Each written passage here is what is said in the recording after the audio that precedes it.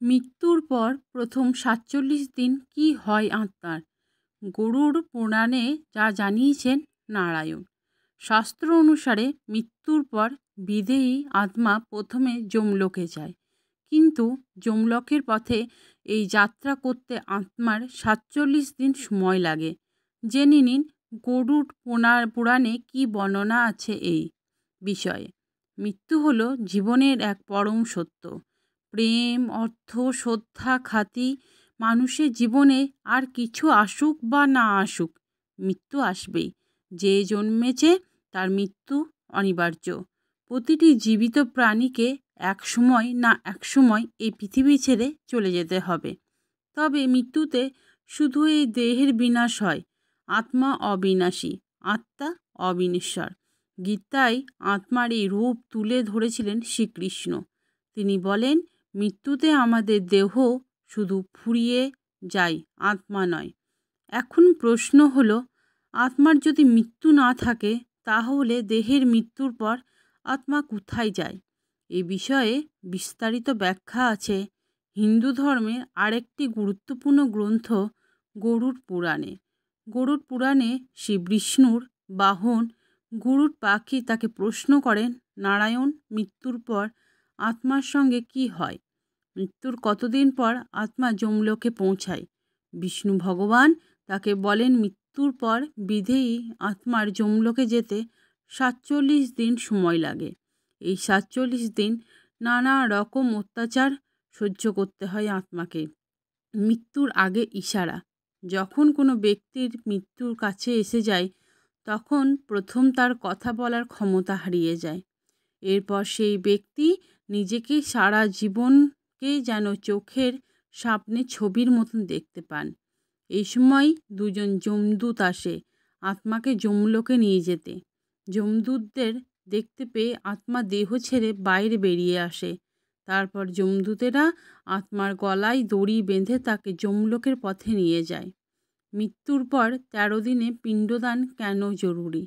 মৃত ব্যক্তি যদি জীবদ্দশায় পাপ করে থাকেন, তাহলে যমদূতেরা তাকে নানা অত্যাচার করতে করতে যমলোকের দিকে নিয়ে যায়।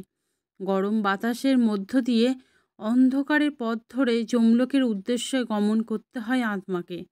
তবে এরপর আত্মাকে তার বাড়িতে ফিরে যাওয়ার জন্য ছেড়ে দেওয়া হয়। মৃত্যুর পর নিজের বাড়িতে ১৩ দিন বাস করে আত্মা। নিজের পরিবারের সদস্যদের সঙ্গে এই সময়টি থাকে সে। তার মৃত্যুর পরলৌকিক কাজকর্ম কিভাবে পালিত হচ্ছে তা নিজের চোখে দেখে আত্মা। ১৩ দিন পর শ্রাদ্ধকর্ম, পিণ্ডদান, ব্রাহ্মণ ভোজন সম্পূর্ণ হলে যমদূতেরা আবার এসে আত্মাকে নিয়ে যায়। এই কারণেই পরিবারে কারো মৃত্যু হলে ১৩ দিন ঐশ্বর্য পালন করা জরুরি। কারণ পরলৌকিক ক্রিয়া সম্পূর্ণভাবে পালিত হলে তা আত্মাকে যমলোকে ফিরে যাওয়ার শক্তি দেয়। ১৩ দিন পর আবার যমলোকে ফিরে যাওয়ার পথে আত্মাকে প্রথম বৈতরণী নদী পেরোতে হয়। লাল রঙের এই নদী হলো গঙ্গার এক ভয়ানক রূপ। এখান থেকেই সবসময় ধোঁয়া বেরোতে থাকে। এই নদী পেরোনোর সময় আত্মাকে ভয়াবহ সব প্রাণীর মুখোমুখি হতে হয়।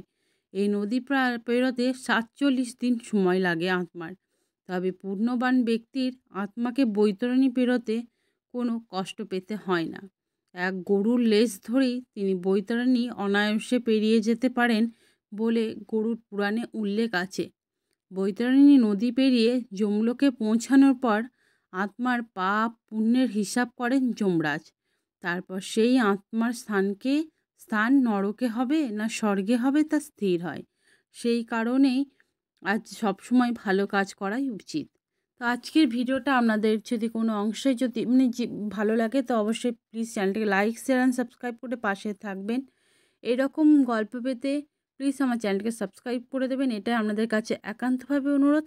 সবাই ভালো থাকবেন, সুস্থ থাকবেন, সাবধানে থাকবেন।